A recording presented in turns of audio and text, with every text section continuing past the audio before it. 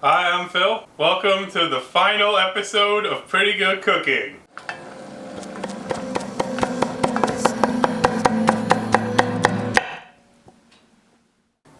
To be filmed in this particular house. Did you see what I did there? Tonight I'm going to teach you how to make kebabs. Specifically, honey garlic shish kebabs with chicken and vegetables. You know, if you don't pronounce vegetables properly, you can say vegetables. I don't think I've said this in a minute, so the first step is to make a drink. I'm living that bourbon life. A single ice cube.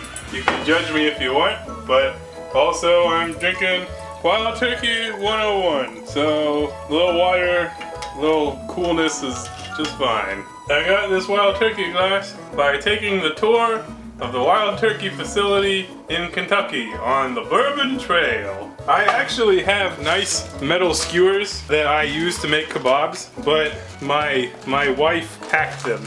So we had to buy bamboo skewers, which are just fine, but they benefit from soaking in water so they don't catch on fire. That might happen anyways, so take some of those and soak them in water. I think a pitcher works quite nicely for this purpose. Shish kebabs are nice because you can do some of the prep work beforehand. Like if you had a party or a soiree or a, I don't know, whatever it is you guys do when you get together, you can make these ahead of time and just grill when the time comes, which is nice. I'm gonna start with chopping some of our veggies, and that's specifically because for sanitation purposes, because we're gonna eat chopped chicken and I don't wanna contaminate things. So I've got the squash, the zucchini, a couple bell peppers, an onion, and we are going to rinse and then chop into basically skewer-sized pieces. So pretty big pieces would be good. With the bottom, you can cut into little petals like so if you want to use all the pepper. And then basically, probably chop the pepper in half, get the guts out of there. And then it's up to you how big you want to do them. I kind of like cutting with the ribs and then just cutting in half, or you can leave it whole. Up to you really. So that's how we're gonna do the pepper. So I'm gonna finish these peppers and we'll show you the next veggie. I got a green one and a red one. They taste a little different. In addition to tasting slightly differently, they will look nice. It'll be aesthetically pleasing to have multiple colors going on. Next we're on to our squash and zucchini, chopping off the ends. And this is not very complicated, just coin medallions, slices. Not too thin, you want a little bit of breadth, the word that has a D and a T together, so it's hard to pronounce in normal English, but I'm sure pretty much every Scandinavian country is just totally fine making that sound.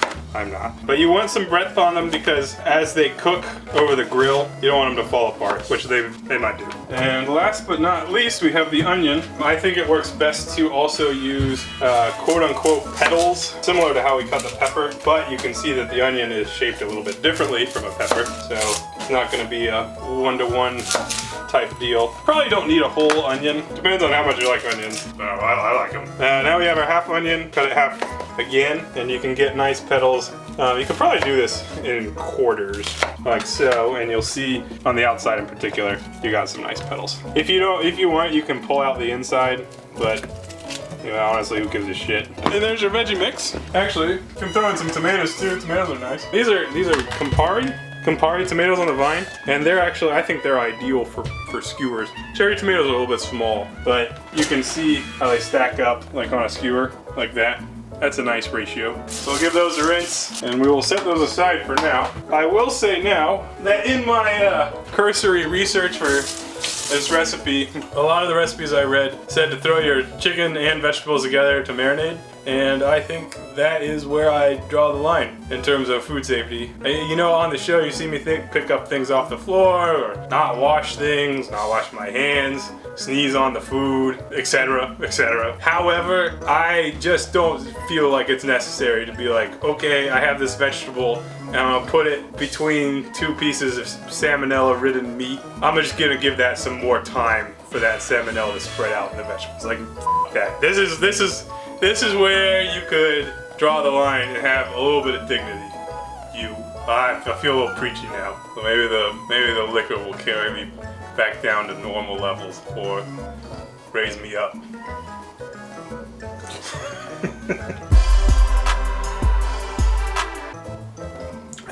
Today's PGC episode is brought to you by Image Stabilization. Do you feel less wobbly than usual, viewer at home?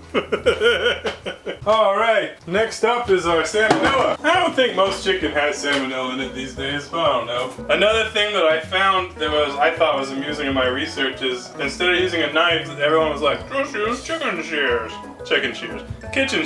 to trim them. But I honestly don't feel like that's as efficient as using a knife. And I think that's because my knife skills are better than my scissor skills. You know, I did use scissors in kindergarten. You know, I stopped at a certain point. I use them from time to time, like if I got a tag on my shirt or something, but you know, just generally speaking, this doesn't seem like an efficient way to get through chicken. I don't know, you don't need to trim all the fat off, right? This is America. Oh, what the f ever. I think this is 3 pounds. I think it's a value pack, but you can use any amount really. You can use an appropriate amount for the amount of people you're feeding, or you can make more. Shear until done. All right. I tell you what, if we've been doing PGC for 2 years or 3? 2? 2 years. 2? 3. Oh, almost 3? Holy shit. Alright, well, after 3 years of doing this shit, one thing I've learned is the more bourbon I drink, the better the show gets. Alright, let's make a marinade. You can see on my handy dandy measuring cup here, it's got 3rd cup indicators. Well, you know what's nice about that? You can just mix up your marinade in here. It'll be great.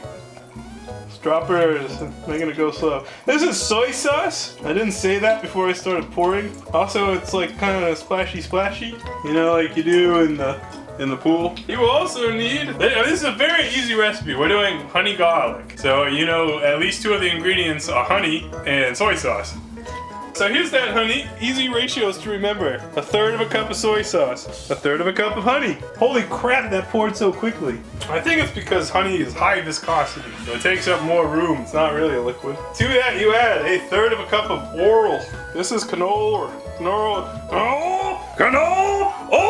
And if you want, you can use fresh garlic, but it doesn't make a difference. And you just throw in a big old glug of pre-minced. It's marinade. Who gives a shit?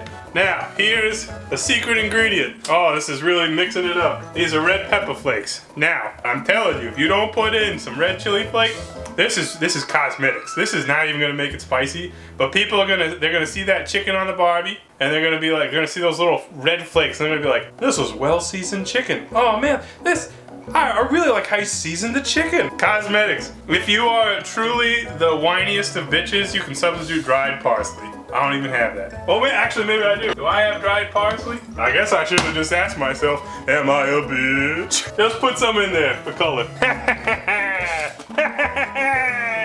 You gotta mix that shit up. Oh, it's viscous. It's viscous. This is a great starter marinade for a huge variety of recipes. Soy sauce and honey and oil is like, those are like the ingredients in a lot of Chinese takeout dishes, such as sweet and sour chicken, which some people ask me to make all the time. And I'm like, well, probably just ordered that. Probably not worth making. Did General Tso's, wasn't really worth making that.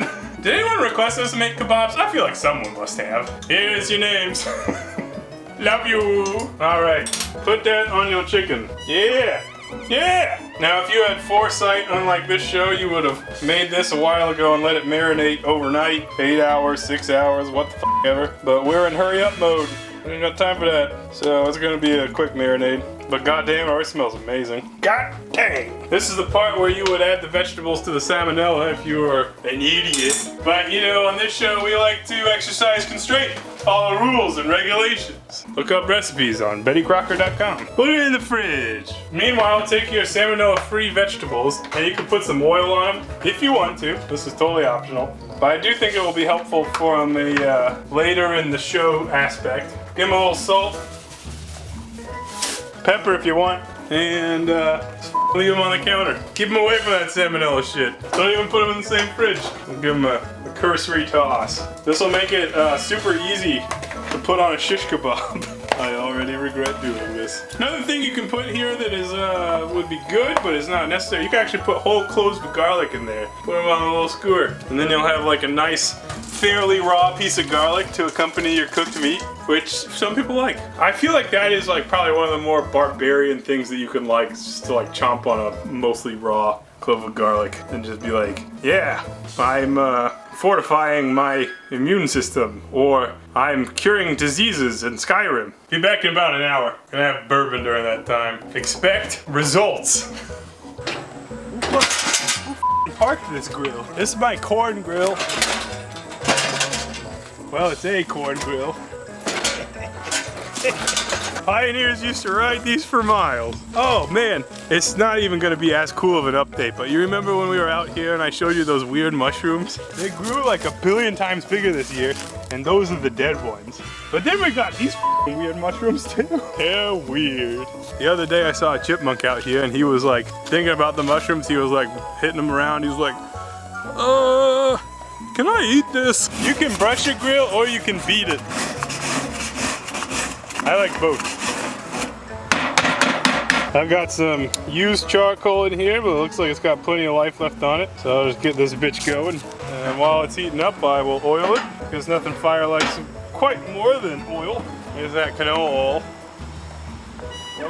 Yeah, just pour it all over the place. What if the flame just like lit my hand on fire? Wouldn't that be shitty? Alright, well, that's close enough. And the nice thing is that paper towels are non-toxic, and you can just fucking throw it in. Now, you're probably wondering, whenever this episode comes out, you're probably wondering, like, what the f? It's October? How the hell are you guys still grilling? Well, I'll let you know that today is almost the end of September, and it's like 90 degrees out in central Ohio.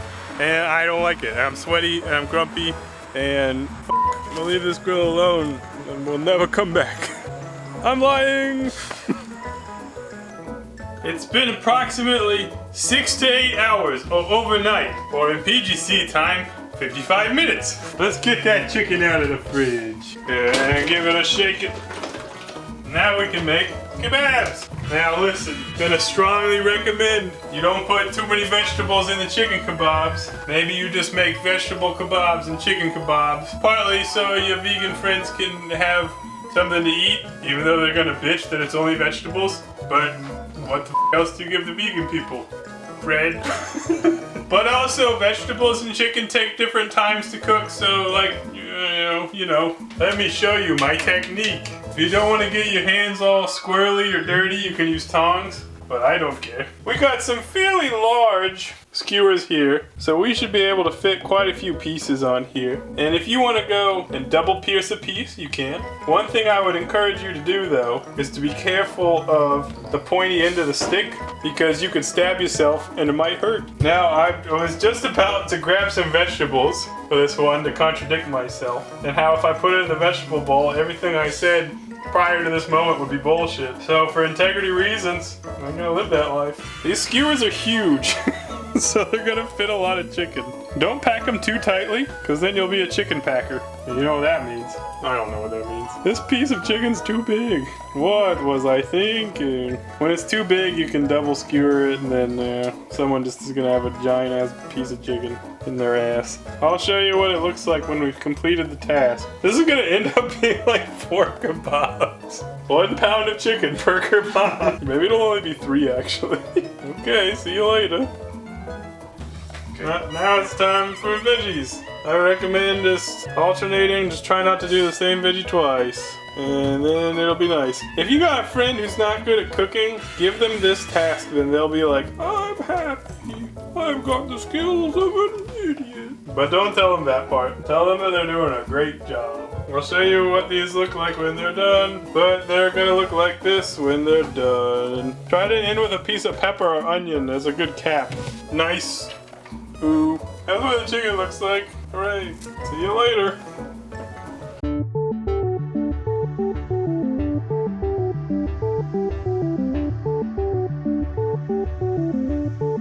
Got my nice fire grill shits, approximately 400 degrees or so.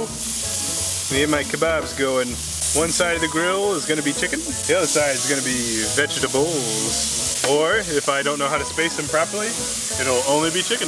I'll put the veggies on in a second. Here come the veggies. Oh God, not enough room for proper sanitation. Oh well, YOLO. You only live at least once, depending on your religion. Look at that nice placement, no chicken touching action. Except chicken on chicken action, but that's how God intended. Yeah, we gotta grill them 12 to 15 minutes and rotate during that time. Bebop, bop. It's flipping time. Yeah, baby. Oh no. Oh, chicken down. I don't know, like 7-ish minutes. Why is it sticking? This is what happens when you elect Trump president. F***ing asshole neighbor. I'm so glad we're f***ing moving. The neighbors, worse neighbors, pieces of shit. All right, keep grilling. All right, it's been about 15 minutes. We've rotated.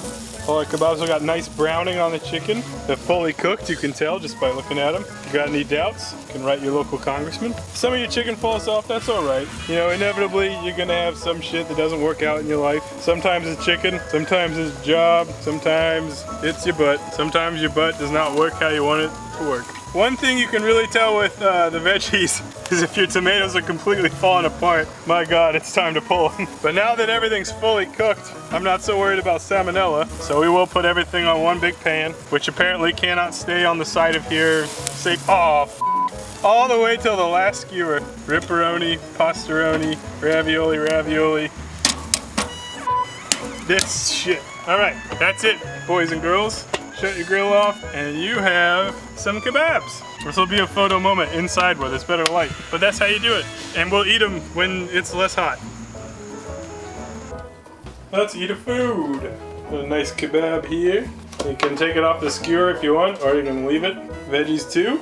Barely fit on my beautiful paper plate. Here's the chicken. Yeah, baby. Yeah, I'll say it could use 6 to 8 more hours of marinating. Vegetables, on point, on fleek, on your butt. Well, I guess that's how you do it, folks. Tune in next week for the sound of silence.